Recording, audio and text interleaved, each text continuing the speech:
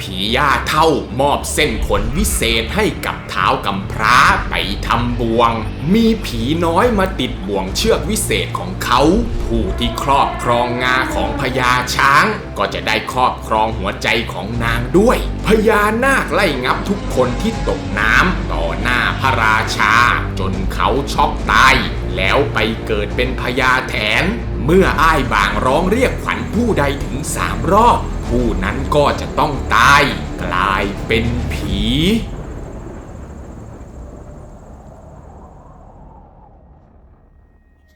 สวัสดีครับทุกคนครับผมนิกเองครับคนอีสานและคนลาวเนี่ยนะครับมีเรื่องเล่าที่เล่ากันปากต่อปากมาแต่บรรพกาลอยู่เรื่องหนึ่งครับเป็นเรื่องราวชีวิตของเด็กกำพร้าที่มีผีและเหล่าสรรพสัตว์ทั้งสัตว์ทั่วไปและสัตว์วิเศษคอยเป็นเพื่อนและคอยช่วยเหลือจากเด็กกำพร้าขอทานวันหนึ่งเขาได้สาวงามมาเป็นเมียทำให้ชีวิตของเขาต้องเจอกับเรื่องราวแปลกๆน่าตื่นเต้นอยู่ตลอดเวลาชีวิตของเด็กกำพร้าผู้นี้จะเป็นยังไงสนุกสนานน่าตื่นเต้นแค่ไหนเดี๋ยวมารับฟังกันในตำนานพื้นบ้านเรื่องกำพร้าผีน้อยครับซึ่งก็มีอยู่หลายสำนวนมากๆนะครับทุกคนทั้งของลาวของไทยอีสานแต่ที่ผมหยิบนำมาเล่าในวันนี้เนี่ยมาจากหนังสือใบลาน1ผูกใหญ่ที่แปลมาจากอักษรไทยน้อยตามเอกสารที่ผมได้แนบไว้ในคำอธิบายคลิปเลยนะครับแต่ก่อนจะไปฟังเนี่ยนะครับใครที่ชื่นชอบคลิปของช่องดูดิอยู่แล้วนะครับแต่ยังไม่ได้กดติดตามก็กดติดตามเอาไว้ได้เลยนะครับและที่สำคัญอย่าลืมกดกระดิ่งแจ้งเตือนทั้งหมดไว้ด้วยนะครับทุกคนเวลาที่ผมลงคลิปใหม่เนี่ยมันจะได้แจ้งเตือนไปยังโทรศัพท์ของทุกคนนั่นเองครับส่วนถ้าหากใครไม่อยากจะเห็นคำบรรยายของคลิปก็มองหาสัญลักษณ์รูปตัว C 2 ตัวแล้วก็กดปิดการแสดงคำบรรยายได้เลยนะครับถ้าพร้อมกันแล้วก็ไปฟังกันเลยครับผมย้อนกลับไปในอดีตการที่เมืองอินทปัตมีเด็กน้อยผู้หนึ่งครับซึ่งพ่อแม่เนี่ยตายจากไปตั้งแต่เด็กเขาเลยต้องอยู่อาศัยที่กระท่อมท้ายหมู่บ้านตามลำพังญาติพี่น้องก็ไม่มีผู้คนจึงเรียกขานเด็กน้อยผู้นี้ว่าท้าวกำพร้าซึ่งท้าวกำพร้าเนี่ยก็ทำอะไรไม่เป็นเลยนะครับเพราะไม่มีใครคอยบอกคอยสอนเขาจึงได้แต่ออกไปขอทานกับชาวบ้านเพื่อเลี้ยงชีพและก็ทำแบบนี้ทุกวันจนเขาอายุได้17 ปีแรกๆเนี่ยคนก็อาจจะสงสารนะครับแต่พอนานวันเข้าเขาก็กลายเป็นที่รังเกียจของชาวบ้านจนชาวบ้านเนี่ยต้องร้องเรียนให้ผู้ใหญ่บ้านจัดการท้าวกำพร้าซะผู้ใหญ่บ้านจึงคิดหาวิธีที่จะกำจัดท้าวกำพร้าโดยที่ไม่ต้องลงมือทำร้ายซึ่งที่ท้ายหมู่บ้านแห่งนี้นะครับคือที่ตั้งของป่าช้าผีดุมีต้นไม้ขึ้นรกเต็มไปหมดและมีแอ่งน้ำขังตลอดทั้งปีแต่ถ้าหากใครเข้าไปถางป่าถางหญ้าเพื่อที่จะทำนาตรงนั้นก็จะลงเอยด้วยการเสียชีวิตอย่างไม่ทราบสาเหตุทุกรายผู้ใหญ่บ้านเนี่ยนะครับจึงแซงทำเป็นเมตตากับท้าวกำพร้าแล้วไปบอกกับท้าวกำพร้าว่าจะยกที่ดินของป่าช้าท้ายหมู่บ้านให้ท้าวกำพร้าเนี่ยใช้ปลูกบ้านทำไร่ทำนาอนาคตจะได้ร่ำรวยไม่ต้องออกมาขอเขากินอีกเมื่อท้าวกำพร้าได้ฟังเนี่ยก็ดีใจมากครับรีบเดินทางไปที่ป่าช้าผีดุพร้อมกับเครื่องไม้เครื่องมือที่ผู้ใหญ่บ้านและชาวบ้านเนี่ยเตรียมไว้ให้เมื่อท้าวกำพร้ามาถึงป่าช้าผีดุเขาก็ลงมือถางหญ้าตัดต้นไม้เพื่อปลูกกระท่อมพร้อมกับเตรียมพื้นที่ไว้สำหรับทำนาทันทีแต่เมื่อต้นไม้ถูกโค่นลงเป็นจำนวนมากผีย่าเท่าตนหนึ่งซึ่งอยู่ในป่าช้าผีดุแห่งนั้นก็โกรธแค้นท้าวกำพร้าเป็นอย่างมากรีบพุ่งตรงเข้าไปหาท้าวกำพร้ากะว่าจะหลอกให้ตายเหมือนกับที่เคยทำกับคนอื่นๆแต่พอผีย่าเท่ามาถึงเขาก็เจอกับเทวดาถึง8 ต้นยืนล้อมรอบคอยปกป้องท้าวกำพร้าอยู่ผีย่าเท่าเลยไม่กล้าทำอันตรายท้าวกำพร้าพวกเทวดาเนี่ยเห็นว่าผีย่าเท่าคอยจ้องจะทำร้ายท้าวกำพร้าอยู่ตลอดเวลาพวกเขาจึงพากันไปสั่งสอนผีย่าเท่าว่าชายผู้นี้ไม่ใช่ใครที่ไหนแต่เป็นพระโพธิสัตว์มาบำเพ็ญบารมีเพื่อจะตรัสรู้เป็นพระพุทธเจ้าในอนาคตขอผีย่าเท่าเนี่ยอย่าไปทำอันตรายแก่เขา และให้ช่วยเตือนพวกผีแถวนี้ให้ช่วยดูแลและช่วยเหลืองานทุกอย่างที่ท้าวกำพร้าทำเพื่อให้มันสำเร็จได้โดยง่ายด้วยเถิดจากนั้นพวกเทวดาก็หายวับไปผีย่าเฒ่าจึงยุติความโกรธแค้นที่มีทันทีพร้อมกับเรียกพวกผีต่างๆในป่าช้าให้มาช่วยท้าวกำพร้าทำงานนับแต่นั้นแหละครับไม่ว่าท้าวกำพร้าจะทำอะไรมันก็จะสำเร็จได้โดยง่ายเพราะมีพวกผีคอยช่วยเหลืออยู่นั่นเองครับผมท้าวกำพร้าเนี่ยนะครับได้สร้างกระท่อมหนึ่งหลังโดยมีพวกผีคอยช่วยเหลือจนได้กระท่อมหลังใหญ่โตกว้างขวางต้นไม้ดอกไม้เนี่ยก็งอกงามจากป่าช้าที่ดูน่ากลัวมันก็กลายเป็นสถานที่ที่น่าอยู่อาศัยมากขึ้นเมื่อกระท่อมเสร็จแล้วท้าวกำพร้าก็ลงมือปรับพื้นที่เพื่อทำนาพวกผีก็พากันมาช่วยเหลือจนได้พื้นที่ที่โล่งเตียนพร้อมสำหรับทำนาแล้วแต่ท้าวกำพร้าเนี่ยก็ยังคงออกไปขอทานกับชาวบ้านเหมือนเดิมนะครับเพราะเขาทำมานานมากจนติดเป็นนิสัยไปแล้วทุกๆวันที่ท้าวกำพร้ากลับมาจากขอทานเขาก็จะแยกข้าวสารเอาไว้หุงกินส่วนข้าวเปลือกเนี่ยก็จะเอาไปแช่น้ำไว้3 คืนแล้วก็เอาไปหว่านทิ้งไว้ในที่นาของเขาไม่นานนักที่ดินในป่าช้าก็เขียวชอุ่มไปด้วยต้นข้าวที่ท้าวกำพร้าเนี่ยปลูกขึ้นมากระทั่งมีอยู่วันหนึ่งครับท้าวกำพร้าเนี่ยได้ออกไปขอทานกับผู้ใหญ่บ้านผู้ใหญ่บ้านก็เลยให้ข้าวตากแห้งมาห่อหนึ่งโดยบอกกับท้าวกำพร้าว่าเป็นข้าวดีกินแล้วจะมั่งมีสีสุขเป็นใหญ่เป็นโตแต่ความจริงแล้วนะครับมันคือเศษข้าวจากน้ำบ้วนปากของเขาที่เขาตากแห้งและสะสมเอาไว้เพื่อที่จะเยาะเย้ยท้าวกำพร้าค่ะเมื่อท้าวกำพร้ากลับมาที่กระท่อมเขาก็นำเอาข้าวห่อนั้นไปแช่น้ำพอให้มันอ่อนนุ่มขึ้นจากนั้นก็นำไปนึ่งซึ่งในขณะที่ข้าวกำลังจะสุกเนี่ยนะครับกลิ่นไอของข้าวได้หอมฟุ้งไปทั่วพวกผีทั้งหลายในป่าช้าเนี่ยชอบกลิ่นข้าวนี้มากๆจากที่พวกมันไม่เคยปรากฏตัวให้เห็นมาก่อนพอพวกมันได้กลิ่นข้าวที่ท้าวกำพร้าหุงก็ทำให้พวกผีเนี่ยปรากฏร่างออกมาให้ท้าวกำพร้าได้เห็นเนื่องจากอยากจะกินข้าวที่ท้าวกำพร้ากำลังนึ่งเมื่อท้าวกำพร้าได้เห็นผีมากมายเนี่ยก็ตกใจเลยนะครับแต่ก็ไม่ได้กลัวอะไรครับทุกคนแถมยังแจกข้าวให้พวกผีได้กินทุกตัวและนอกจากจะทำไร่ทำนาแล้วนะครับท้าวกำพร้ายังได้ทำไซไว้ดักปลาตามทางน้ำไหลด้วยเนื่องจากบริเวณป่าช้าผีดุเนี่ยมีปลาชุกชุมมากเพราะไม่มีใครกล้าเข้ามาจับแต่ละวันจึงมีปลามาติดไซของท้าวกำพร้าเยอะมากๆและมีอยู่วันหนึ่งครับทุกคนท้าวกำพร้าได้ออกไปกู้ไซตามปกติปรากฏว่าใครไม่รู้ครับแอบมาขโมยปลาไปจนหมดมาทีไรเนี่ยก็เห็นแต่รอยเท้าไม่เคยเจอตัวหัวขโมยเลยท้าวกำพร้าจึงไปปรึกษาผีย่าเฒ่าว่าจะทำยังไงดีถึงจะจับขโมยได้ผีย่าเฒ่าจึงถอนขนในที่ลับของตนเองให้กับท้าวกำพร้า1 เส้น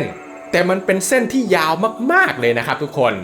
ท้าวกำพร้าเนี่ยได้เอาขนของผีย่าเฒ่าไปทำเป็นบ่วงแล้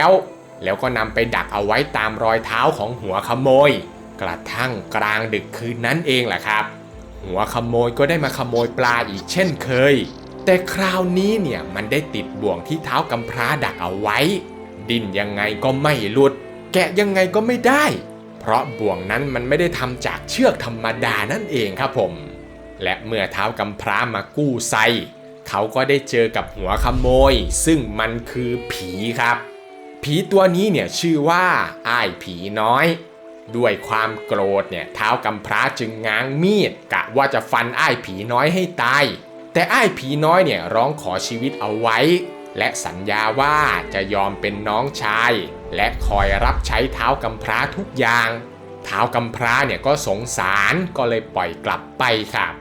หลังจากที่ป่าช้าเริ่มอุดมสมบูรณ์แล้วท้าวกำพร้าก็ใช้บ่วงวิเศษดักสัตว์เอาไว้ทุกวันเพื่อป้องกันพืชผลและสัตว์เล็กสัตว์น้อยที่อาศัยอยู่รอบๆและก็มีสัตว์นักล่ามากมายมาติดบ่วงของท้าวกำพร้าไม่ว่าจะเป็นพญาเห็นมอมตามมาด้วยเสือตัวใหญ่ช้างน้ำ ไม่เว้นแม้แต่พญานาคราชก็ยังมาติดบ่วงวิเศษของท้าวกำพร้าด้วยนะครับซึ่งท้าวกำพร้าก็ได้ปล่อยทุกสิ่งทุกอย่างที่มาติดบ่วงของเขาให้กลับไปใช้ชีวิตตามเดิมทำให้สัตว์เหล่านั้นเนี่ยซาบซึ้งและขอเป็นบริวารคอยรับใช้ท้าวกำพร้าไปตลอดชีวิตจนกระทั่งวันหนึ่งครับมีพญาช้างใหญ่มาติดบ่วงของท้าวกำพร้าออกแรงดิ้นแค่ไหนก็ไม่หลุดพญาช้างใหญ่เนี่ยกลัวตายมากๆจึงร้องขอชีวิตกับท้าวกำพร้าและบอกว่าจะให้งาของตนเนี่ยเป็นสิ่งตอบแทนถ้าหากได้งานนี้ไปหนุนนอนทุกคืนก็จะได้เป็นใหญ่เป็นโตในภายภาคหน้า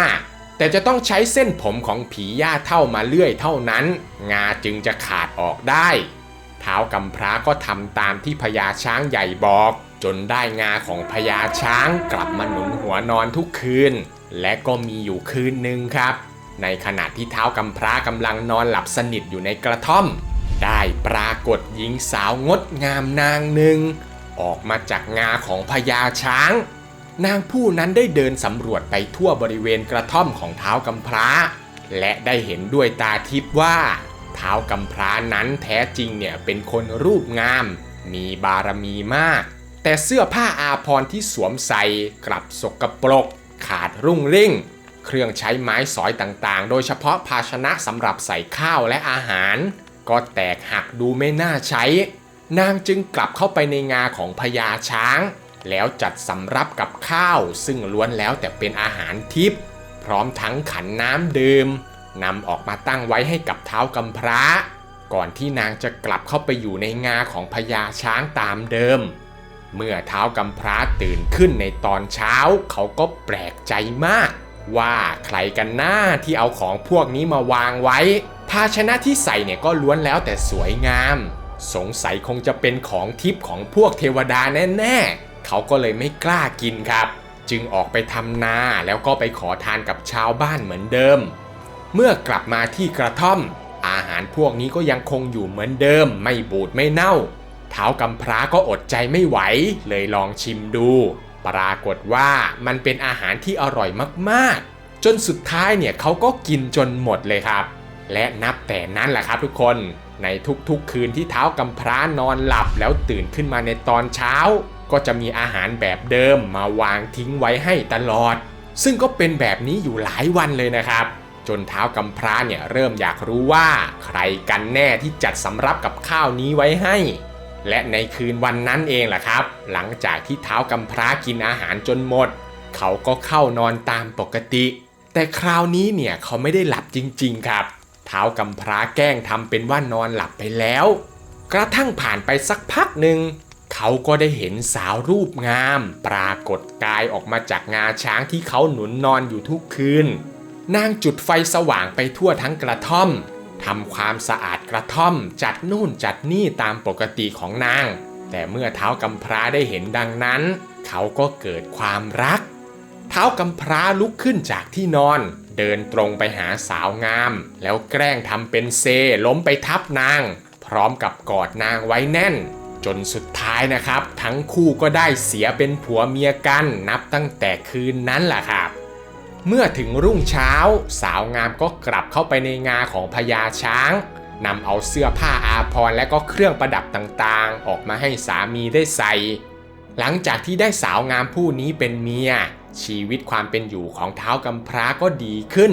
ไม่ต้องออกไปขอทานกับชาวบ้านอีกต่อไปเพราะภรรยาเป็นผู้จัดหาทุกสิ่งทุกอย่างให้หมดทั้งสองจึงได้ครองรักกันอยู่ที่กระท่อมกลางป่าช้าผีดุอย่างมีความสุขครับ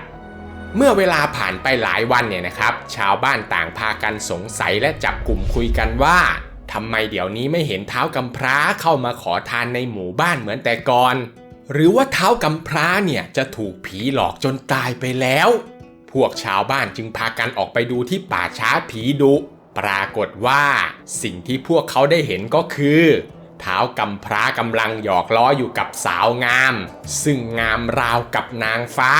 ไม่มีใครเชื่อในสิ่งที่เห็นเลยนะครับเพราะไม่คิดว่าขอทานอย่างท้าวกำพร้าเนี่ยจะมีเมียที่งดงามขนาดนี้ได้พวกชาวบ้านจึงเอาเรื่องที่เห็นเนี่ยไปบอกต่อๆกันแต่ก็ไม่มีใครเชื่ออยู่ดีครับ กระทั่งวันต่อมาพวกชาวบ้านก็แห่กันมาที่ป่าช้ากันเกือบทั้งหมู่บ้านแอบซุ่มดูอยู่ไกลๆเพราะอยากจะเห็นด้วยตาของตัวเองว่าข่าวลือที่เขาลือกันเนี่ยมันจริงหรือเปล่าเมื่อชาวบ้านได้มาเห็นเมียของท้าวกำพร้าพวกเขาก็ยังเชื่อไม่ลงครับว่าสาวที่งดงามขนาดนี้เนี่ยจะยอมมาเป็นเมียของขอทานได้ยังไงขนาดผู้ใหญ่บ้านเองเนี่ยก็ยังไม่เชื่อและเขาก็คิดว่านางเนี่ยน่าจะเป็นพระมเหสีของพระราชามากกว่าผู้ใหญ่บ้านจึงนำเอาเรื่องนี้ไปบอกกับเสนาอำมาตย์พวกเสนาอำมาตย์จึงได้นำความไปกราบทูลให้พระราชาได้ทราบจนพระราชาเนี่ยต้องการอยากจะได้เมียของท้าวกำพร้ามาครอบครองซะเองครับพระราชาเนี่ยต้องการให้ทหารไปฆ่าท้าวกำพร้าแล้วชิงเอาเมียมาเป็นมเหสีเลยแต่มีเสนาอำมาตย์บางคนคัดค้านเอาไว้เพราะมันผิดหลักจารีตประเพณีคงไม่มีประชาชนคนไหนอยากจะได้พระราชาที่เป็นฆาตกรแน่ๆพระราชาจึงคิดหาวิธีใหม่โดยเลือกใช้การพนันแทนจึงให้พวกเสนาอำมาตย์เนี่ยไปตามท้าวกำพร้ามาเข้าเฝ้าเพื่อให้เขาเนี่ยชี้แจงว่าภรรยาคนนี้เนี่ยมาจากไหนได้บังคับขู่เข็นเขาให้มาอยู่ด้วยหรือเปล่าท้าวกำพร้าจึงเดินทางมาเข้าเฝ้าพระราชาแล้วกราบทูลว่าภรรยาของเขาเนี่ยออกมาจากงาช้างไม่ได้เป็นลูกสาวของเจ้าเมืองไหนๆหรอกและนางเนี่ยก็เต็มใจมาอยู่เป็นภรรยาของเขาเองซึ่งแม้ว่าพระราชาจะทราบว่าสาวงามเต็มใจที่จะอยู่กับท้าวกำพร้าก็ตามพระราชาก็ยังอยากได้นางมาเป็นมเหสีอยู่ดีนะครับพระราชาจึงสั่งให้ท้าวกำพร้าเนี่ยแข่งพนันไก่ชนกับเขาโดยมีเดิมพันว่าถ้าหากท้าวกำพร้าชนะเขาจะได้ครองราชสมบัติและได้เป็นพระเจ้าแผ่นดินแทนพระราชาไปเลยแต่ถ้าเขาแพ้เขาก็จะต้องถูกยึดเมียและถ้าหากไม่ยอมลงแข่งก็จะต้องถูกยึดเมียเช่นเดียวกันครับท้าวกำพร้านี่ก็รีบกลับไปปรึกษาภรรยาทันทีนะครับแต่ภรรยาเนี่ยก็บอกว่าไม่ต้องกังวลใจไปพร้อมกับถอดแหวนกายสิทธิ์มอบให้แก่ท้าวกำพร้าเพื่อใช้เรียกพญาเห็นมอมมาช่วยซึ่งก็คือพญาเห็นมอมที่ท้าวกำพร้าเคยไว้ชีวิตนั่นเองครับท้าวกำพร้าได้เล่าเรื่องทุกอย่างให้พญาเห็นมอมฟังพญาเห็นมอมก็ยินดีที่จะช่วยเหลือโดยการแปลงร่างเป็นไก่ชนให้ท้าวกำพร้าเนี่ยอุ้มไปสู้กับไก่ชนของพระราชาเมื่อท้าวกำพร้าเดินอุ้มไก่เข้าไปในสนามแข่งขันพวกเสนาอำมาตย์และชาวเมืองต่างก็พากันหัวเราะเยาะเพราะแม้ว่าพญาเห็นมอมจะแปลงร่างเป็นไก่แล้วแต่มันก็เป็นไก่ที่ตัวลายเหมือนกับลายของตัวมอมอยู่ดีครับแถมยังตัวเล็กกว่าไก่พระราชาหลายเท่าซึ่งพอเริ่มแข่งขันกันเนี่ยไก่ของพระราชานั้นก็ออกชั้นเชิงที่งดงามมากๆนะทุกคนแต่สุดท้ายก็โดนไก่ของท้าวกำพร้าจิกจนตายครับทำเอาทั้งสนามแข่งขันเนี่ยขำไม่ออกไปเลยครับผมแต่แม้ว่าพระราชาจะพ่ายแพ้ไปแล้วเขาก็ยังคงไม่ทำตามที่ตกลงกันเอาไว้พระราชาได้สั่งให้ท้าวกำพร้าไปหาควายมาแข่งขันพนันชนควายกันอีกท้าวกำพร้าก็รีบกลับไปปรึกษาเมียก็ให้กำลังใจพร้อมกับบอกว่าไม่ต้องกังวลเดี๋ยวใช้แหวนกายสิทธิ์เรียกเสือมาช่วยท้าวกำพร้าจึงเอาแหวนวิเศษของเมียเรียกเสือใหญ่มากซึ่งเป็นเสือตัวเดียวกันกับที่เคยมาติดบ่วงของเขานั่นแหละครับพญาเสือเนี่ยยินดีมากๆเลยนะครับที่จะช่วยเหลือท้าวกำพร้าเขาได้แปลงร่างเป็นควายตัวดำเขาสั้นเดินทางไปที่สนามแข่งขันกับท้าวกำพร้าและก็เช่นเคยครับพวกเสนาอำมาตย์และชาวเมืองก็พากันหัวเราะเยาะเพราะควายที่ท้าวกำพร้านำมาทั้งตัวเล็กกว่าและก็เขาสั้นกว่าควายของพระราชามากๆแต่เมื่อการแข่งขันเริ่มขึ้นควายของพระราชากลับสู้แรงควายของท้าวกำพร้าไม่ได้เลยสุดท้ายก็พ่ายแพ้ไปเหมือนเดิมครับแต่พระราชาก็ยังคงไม่ทำตามสัญญาอยู่ดีนะทุกคนพร้อมกับสั่งให้ท้าวกำพร้าไปหาช้างมาชนกันอีกท้าวกำพร้าก็รีบกลับไปปรึกษาเมียเหมือนเคยคราวนี้เนี่ยเมียก็ให้ใช้แหวนวิเศษเรียกเอาพญาช้างน้ำที่เคยติดบ่วงของท้าวกำพร้าขึ้นมาช่วยพญาช้างน้ำก็ยินดีจะช่วยครับ จึงแปลงร่างเป็นช้างแล้วให้ท้าวกำพร้าเนี่ยขี่หลังเดินไปที่สนามแข่งขันปรากฏว่าคนดูในสนามเนี่ยก็ต่างพากันหัวเราะอีกแล้วครับเพราะช้างของท้าวกำพร้าเนี่ยตัวเล็กกว่าช้างของพระราชามากๆคงไม่มีทางที่จะชนะได้แน่นอนแต่พอถึงเวลาที่ปล่อยออกไปต่อสู้กันพญาช้างน้ำกลับสังหารช้างของพระราชาไปอย่างง่ายดายค่ะและแม้ว่าพระราชาจะแพ้การแข่งขันชนสัตว์มาทุกสังเวียนแต่เขาก็ยังคงไม่ทำตามสัญญานะทุกคนเขายังคงพยายามคิดหาอุบายเพื่อที่จะพนันต่อไปอีกจนกว่าตัวเองจะชนะพระราชาเนี่ยจึงสั่งให้ข้าราชบริพารแล่เนื้อสัตว์จำนวนมากใส่ไว้ในเกวียนถึง4เกวียนแล้วก็สั่งให้ท้าวกำพร้ากินให้หมดภายในมื้อเดียวถ้ากินไม่หมดพระองค์จะยึดเอาเมียมาเป็นมเหสีท้าวกำพร้าก็รีบกลับไปปรึกษาเมียที่กระท่อมเหมือนเคยครับภรรยาก็ปลอบใจและบอกให้ท้าวกำพร้าเอาแหวนกายสิทธิ์ไปเรียกพญานาคราชที่เคยติดบ่วงให้ขึ้นมาช่วยเมื่อพญานาคราชมาแล้วท้าวกำพร้าก็เล่าเรื่องทุกอย่างให้ฟังพญานาคราชก็ไม่รีรอที่จะช่วยเหลือครับจึงรีบแปลงร่างเป็นท้าวกำพร้าเดินไปยังสนามแข่งขันเมื่อไปถึงเนี่ยก็เนียนมากๆเลยนะครับไม่มีใครสงสัยอะไรเลยพระราชารีบรับสั่งให้ท้าวกำพร้าเนี่ยกินเนื้อทั้งหมดทันทีซึ่งพญานาคราชในร่างของท้าวกำพร้าก็กินไม่หยุดเลยนะครับผ่านไปไม่กี่นาทีเนี่ยก็สามารถกินเนื้อไปถึง3เกวียนเหลือเกวียนสุดท้ายพญานาคราชก็โชว์เนื้อโดยการเทเนื้อทั้งหมดเข้าปากแล้วกลืนลงท้องภายในคำเดียวครับทำเอาทั้งสนามเนี่ยตกตะลึงกันไปเลยนะครับผมพระราชาและเหล่าเสนาอำมาตย์เนี่ยต่างพากันสงสัยว่าทำไมท้าวกำพร้าถึงได้กินเยอะขนาดนี้แต่ท้าวกำพร้าก็ไม่ตอบอะไรรีบเดินทางกลับไปที่กระท่อมของตนทันที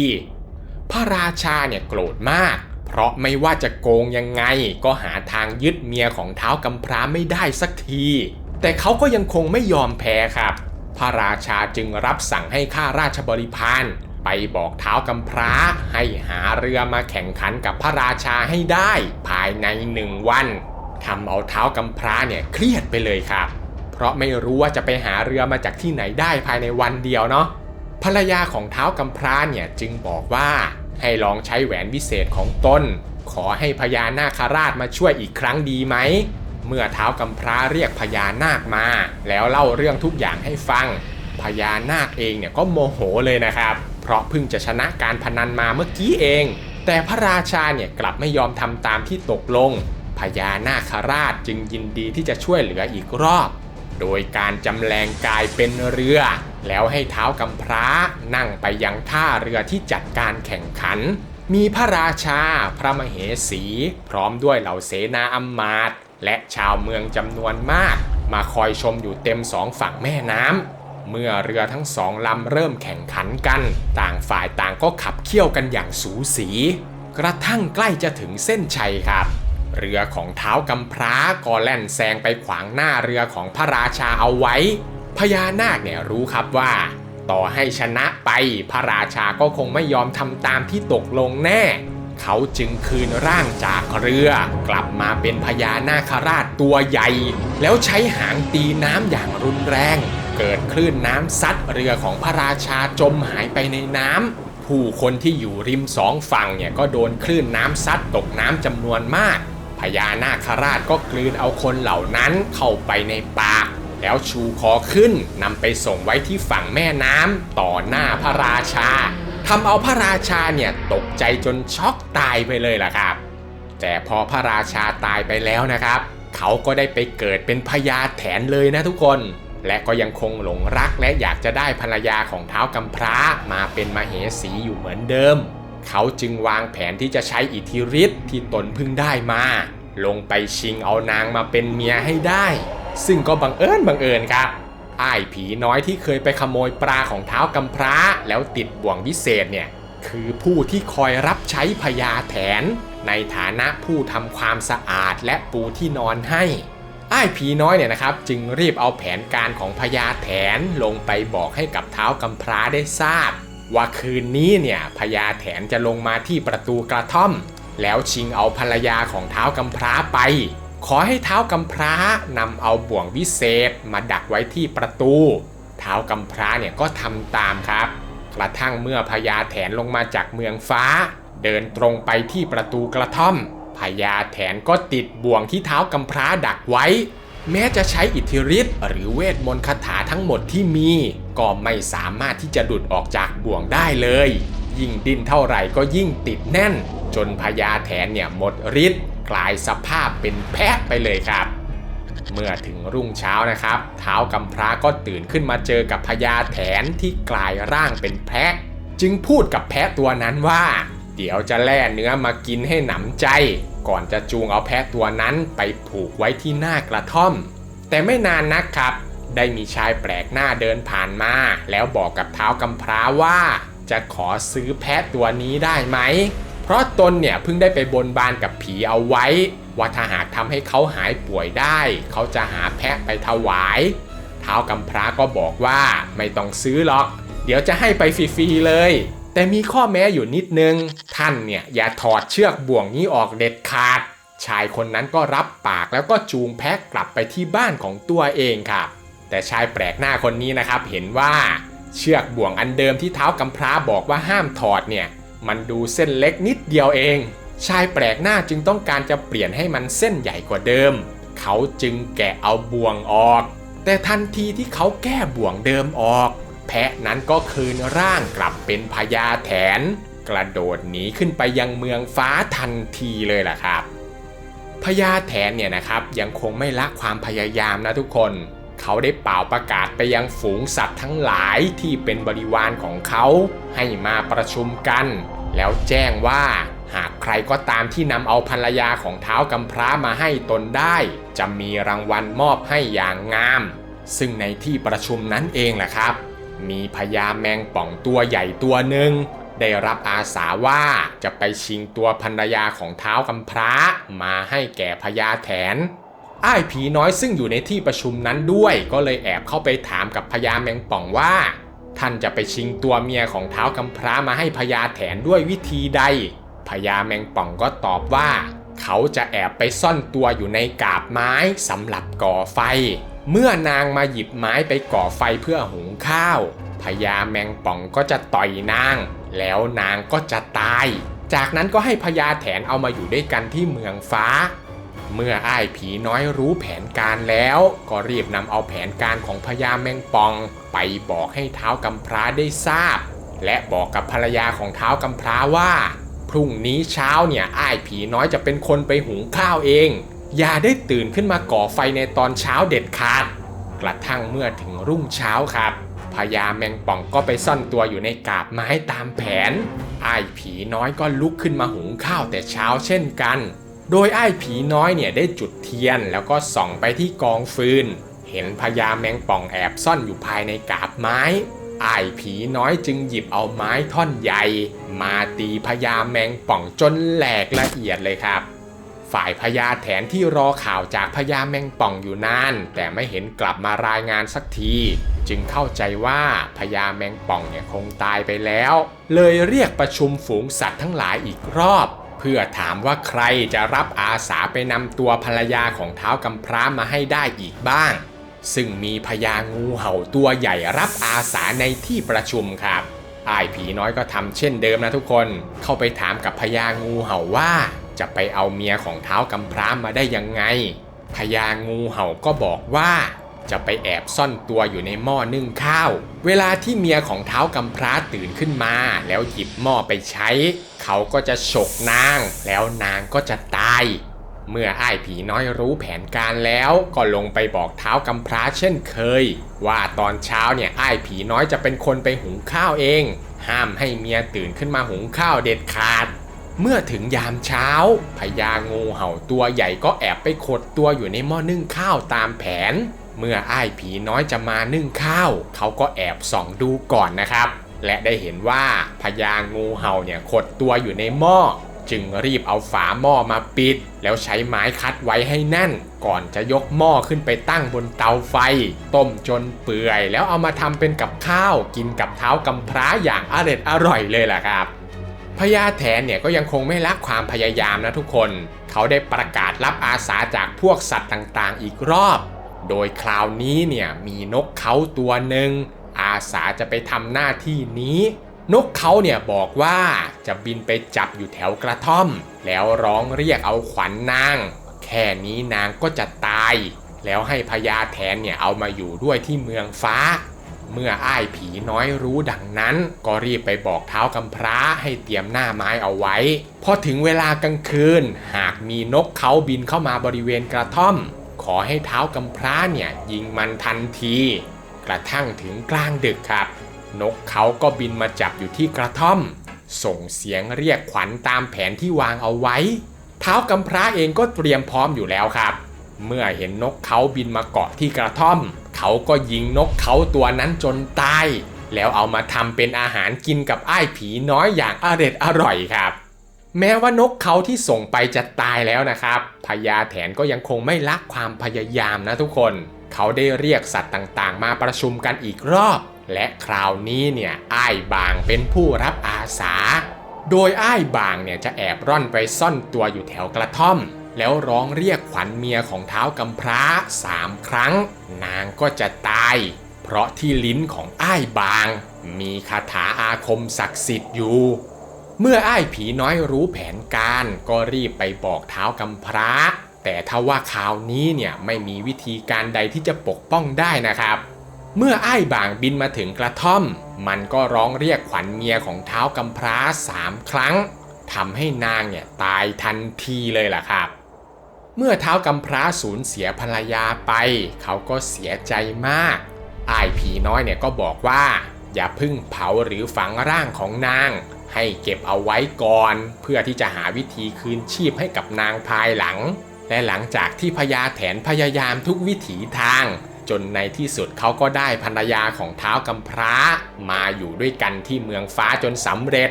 พญาแถนเนี่ยจัดงานเลี้ยงฉลองอย่างยิ่งใหญ่เลยนะครับเชิญแถนทั้งหลายรวมทั้งฝูงสัตว์ต่างๆให้มาร่วมงานฉลองดื่มกินกันอย่างสุขสำราญและก็ยังมีพิธีมอบรางวัลให้กับอ้ายบางซึ่งเป็นผู้ที่ทำงานนี้ให้สำเร็จด้วยกระทั่งงานเลี้ยงเลิกลาครับปรากฏว่าอ้ายบางเนี่ยเมามากจนกลับบ้านไม่ถูกอ้ายผีน้อยเนี่ยจึงรับอาสาว่าจะอุ้มอ้ายบางเนี่ยไปส่งระหว่างทางเนี่ยก็คิดหาวิธีคืนชีพให้กับภรรยาของเท้ากำพร้าไปด้วยและในขณะที่อ้ายบางกำลังเมาอยู่นั้นแหละครับอ้ายผีน้อยก็ได้หยุดพักแล้วสานข้องเพื่อที่จะให้อ้ายบางเนี่ยลงไปอยู่ในข้องแล้วอ้ายผีน้อยก็จะสะพายขึ้นหลังจะได้ไม่ต้องอุ้มอ้ายบางเมื่อสานข้องเสร็จแล้วอ้ายผีน้อยก็ปูผ้าให้อย่างดีแล้วให้อ้ายบางเนี่ยเข้าไปนอนในข้องจากนั้นก็ปิดฝาเอาไว้อย่างแน่นหนาสะพายขึ้นหลังแล้วแบกเดินทางไปที่กระท่อมของเท้ากำพร้าค่ะเมื่อมาถึงกระท่อมของเท้ากำพร้าเนี่ยอ้ายบางก็ตกใจกลัวมากเลยนะครับผมเท้ากำพร้ากับอ้ายผีน้อยเนี่ยขู่อ้ายบางว่าให้รีบเรียกขวัญภรรยาของเท้ากำพร้ากลับมาจากพญาแถนซะทำไม่อย่างนั้นจะเอาไปทำเป็นกับข้าวอ้ายบางเนี่ยก็กลัวมากเลยนะครับจึงร้องเรียกขวัญภรรยาของเท้ากำพร้า3 ครั้งทำให้นางฟื้นจากความตายกลับมาเป็นสาวสวยงดงามคนเดิมครับเมื่ออ้ายบางทำตามที่ตกลงแล้วอ้ายผีน้อยก็ต้องทำตามที่ตกลงเช่นกันแต่อ้ายผีน้อยเนี่ยกลัวว่าอ้ายบางอาจจะกลับมาเรียกขวัญของภรรยาเท้ากำพร้าไปอีกเพราะที่ลิ้นของอ้ายบางนั้นมีอาคมวิเศษอยู่อ้ายผีน้อยเลยขอให้อ้ายบางอ้าปากแล้วแลบลิ้นให้ดูเพราะอยากจะเห็นอาคมวิเศษที่ลิ้นของอ้ายบางแต่พออ้ายบางอ้าปากแล้วแลบลิ้นออกมาอ้ายผีน้อยก็เอามีดที่เตรียมไว้เฉือนลิ้นของอ้ายบางจนขาดจากนั้นก็ให้อ้ายบางเนี่ยลองร้องเรียกขวัญภรรยาของเท้ากำพร้าดูอีกรอบปรากฏว่าเสียงของอ้ายบางเนี่ยดังรัวๆฟังไม่รู้เรื่องและหมดความศักดิ์สิทธิ์ไปแล้วจึงปล่อยให้อ้ายบางกลับไปครับ และแล้วนะครับท้าวกำพร้ากับภรรยาก็ได้อยู่ร่วมกันในกระท่อมอย่างมีความสุขเช่นเดิมซึ่งหลังจากที่พระราชาตายไปแล้วไปเกิดเป็นพญาแถนนั้นบ้านเมืองของท้าวกำพร้าก็ปกคลุมไปด้วยความโศกเศร้าไร้กษัตริย์ปกครองชาวเมืองจึงออกมาชุมนุมกันและตกลงกันว่าท้าวกำพร้าและภรรยาเนี่ยเป็นผู้มีบุญบารมีสูงพวกเขาจึงเดินทางไปเชิญท้าวกำพร้าให้ขึ้นครองราชย์เป็นพระเจ้าแผ่นดินท้าวกำพร้าก็คิดอยู่พักใหญ่เลยนะครับก่อนจะตัดสินใจรับตำแหน่งนี้เมื่อถึงฤกษ์งามยามดีแล้วชาวเมืองก็นำขบวนแห่ไปรับท้าวกำพร้าและภรรยาจากกระท่อมเดินทางเข้าเมืองเพื่อขึ้นเสวยราชย์เป็นพระเจ้าแผ่นดินและปกครองไพร่ฟ้าประชาชนอย่างมีความสุขโดยไม่มีใครมาเบียดเบียนอีกเลยครับซึ่งทั้งหมดนี้นะครับก็คือเรื่องราวของท้าวกำพร้าผีน้อยที่ผมนำมาฝากทุกคนในวันนี้นะครับหากมีข้อมูลตรงไหนผิดพลาดหรือตกหล่นตรงไหนไปเนี่ยผมต้องกราบขออภัยทุกคนด้วยนะครับถ้าเพื่อนๆชอบคลิปแบบนี้ก็ช่วยกันกดไลค์กดติดตามแล้วก็แชร์คลิปออกไปเพื่อเป็นกำลังใจให้ผมหน่อยนะครับคลิปหน้าอยากให้ผมทำเรื่องราวเกี่ยวกับอะไรก็คอมเมนต์เอาไว้ได้เช่นเคยนะครับผมอ่านทุกคอมเมนต์แน่นอนครับผมสำหรับคลิปนี้ก็มีเพียงเท่านี้เนาะแล้วเจอกันใหม่คลิปวิดีโอหน้าครับผมสวัสดีครับบ๊ายบาย